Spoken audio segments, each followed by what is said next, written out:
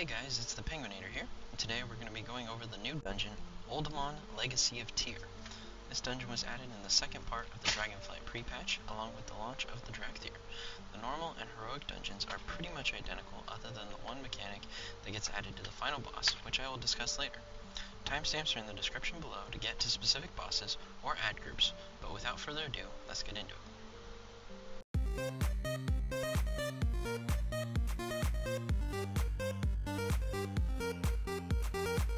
The first groups of ads are very easy to deal with, but there are two ads that you want to pay attention to. The first is the Hulking Berserker. This big Trog enemy will cast Brutal Slam, which will appear as a brown swirl on the ground. Be sure to move out of this swirl before he finishes casting, or you will end up getting stunned, as you can see in the video here. The second ad is the Vicious Basilisk. There's nothing too special about this ad, other than it will cast Spiked Carapace. This ability will give the ad a 12-second buff where anyone who damages it will also take damage. This is pretty minor, but interrupting the cast will make life easier on the healer, so try your best to do so. The ads between the first and second boss are the same as here, so you won't have to worry about anything special there.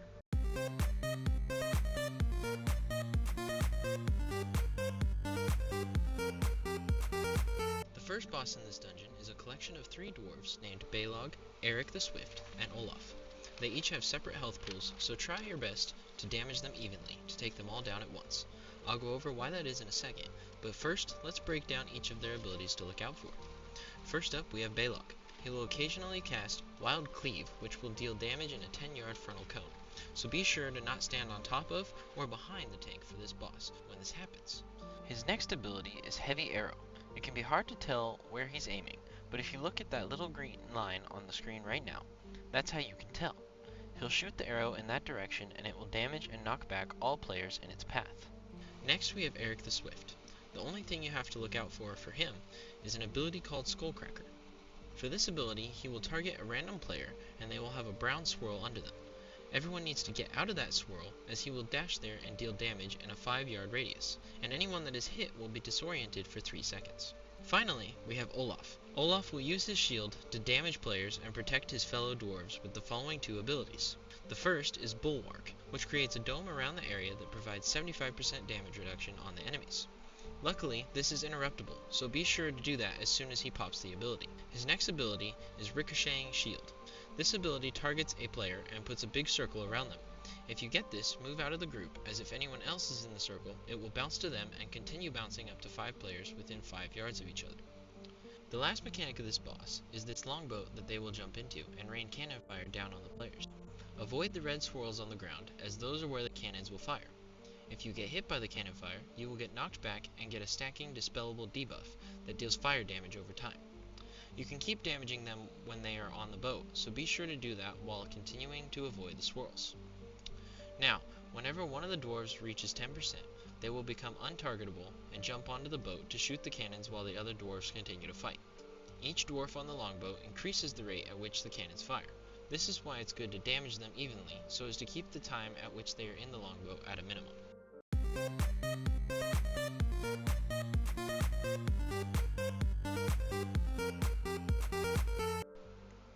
Up next, we have Bromak, the Trog Chieftain. This fight is super simple, but as with every boss, there's a few abilities that you will need to look out for.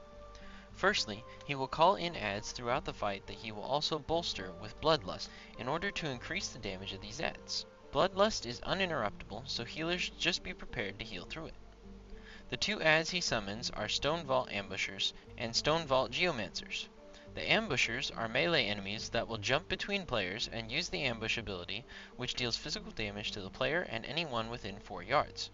So don't stack on each other during this fight. The Geomancers will cast two interruptible abilities. The first is Stone Spike, which targets a single player, and the second is Chain Lightning, which can hit up to 3 players. As Chain Lightning deals more damage, this will have a higher priority for interrupts. The boss will also cast Thundering Slam throughout the fight. This is a big hit of nature damage to all players within the target area. Just go ahead and move out of the target area or use a magic protection ability to avoid the damage. Finally, he will summon Quaking Totems during the fight that will deal damage to the entire party as long as it is up. Destroying the totem will stun all the trogs in the room for 10 seconds, and they will take 200% increased damage for this duration. This will be the best time to pop your lust during this dungeon, as the damage increase of the stun mixed with the haste buff of lusting will allow you to blow through this boss very quickly. Other than that, just repeat until the boss is dead.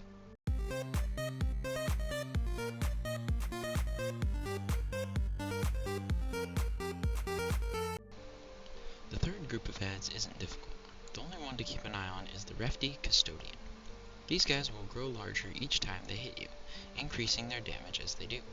The only way to get them back to normal damage amounts is by stunning them, so it will be good to have at least one player with a stun for this part.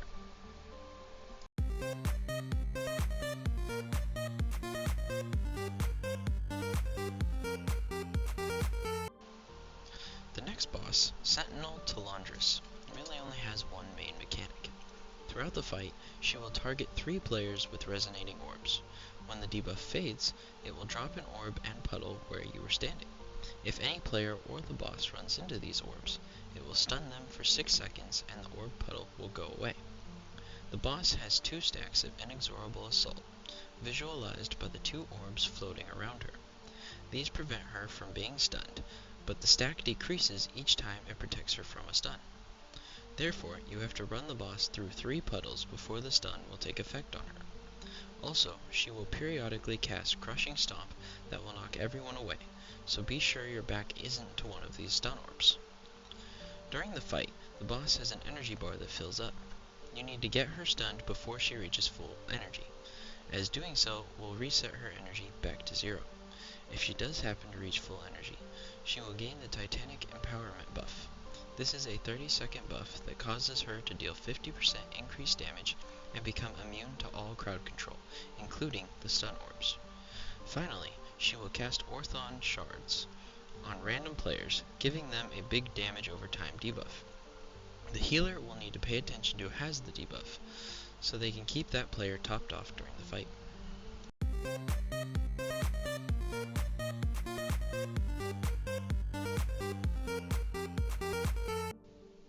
The fourth ad group is again very simple, with only one ad you need to worry about. This is the Earthen Warder.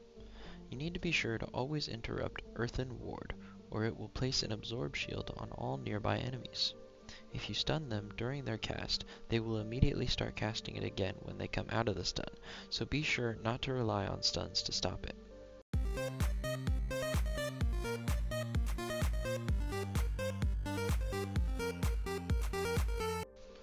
The next boss is Emberon. Emberon's main attack is a big frontal AoE called Searing Clap that he targets the tank with.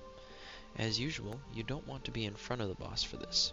His secondary attack is to periodically apply unstable embers to a random player, which puts a big red circle on them.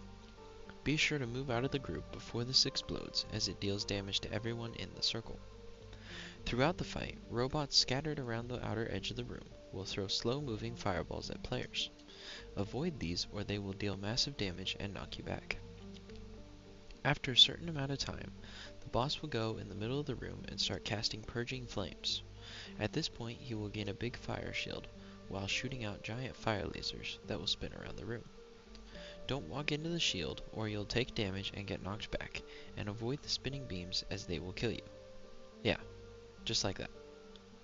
The entire time Purging Flames is active, the party will take constant fire damage, so unless you have good self-heals, it's good to stick together on this part as the room is big and the healer can have trouble healing you from across the room.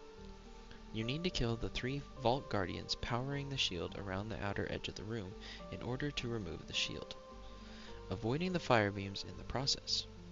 Once you remove Purging Flames, the process repeats itself until you beat the boss.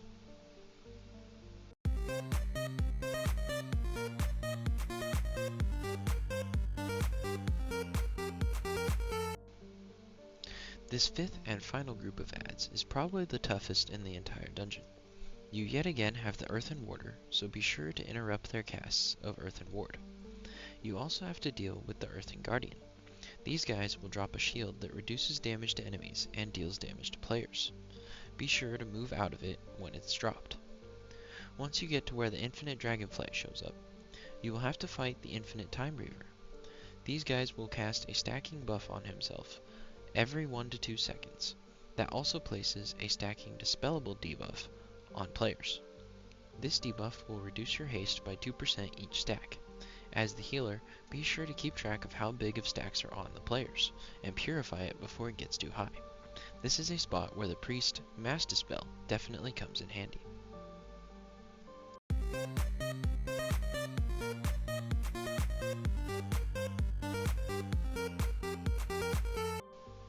Finally, we have Chronoloord Dios. This boss has 2 main attacks. The first is Sand Breath, which is a frontal cone attack dealing arcane damage that targets the tank, so yet again, don't stand in front of the boss. The second attack is Wing Buffet, which knocks everyone in the room backwards. Throughout the fight, the boss will constantly throw Eternity Orbs around the room. When these hit the ground, they leave an Eternity Puddle that slowly grows throughout the fight. Standing in these puddles deals damage to you and reduces your haste by 30%. However, when Dios casts Rewind Time Flow, you want to stand in the puddles because they get turned into temporal zones. This gives you a huge 50% haste boost and shrinks the puddle faster, thus clearing the room of the damaging puddles. Finally, this is the only boss that has a change between normal and heroic difficulty. In heroic, a new mechanic is added called Time Sink. This is a debuff that deals damage and slows the player by about 35%. This needs to be dispelled, but the person who has the debuff needs to move away from the group first, as when it is dispelled, it will deal arcane damage to everyone within 8 yards and knock them back. Once you beat Chronoloord Dios, you will have completed the dungeon. As you can see, this dungeon is super simple, but I hope this guide is able to help you out. And if you have any questions, feel free to ask in the comments below, and I'll see you guys in the next video.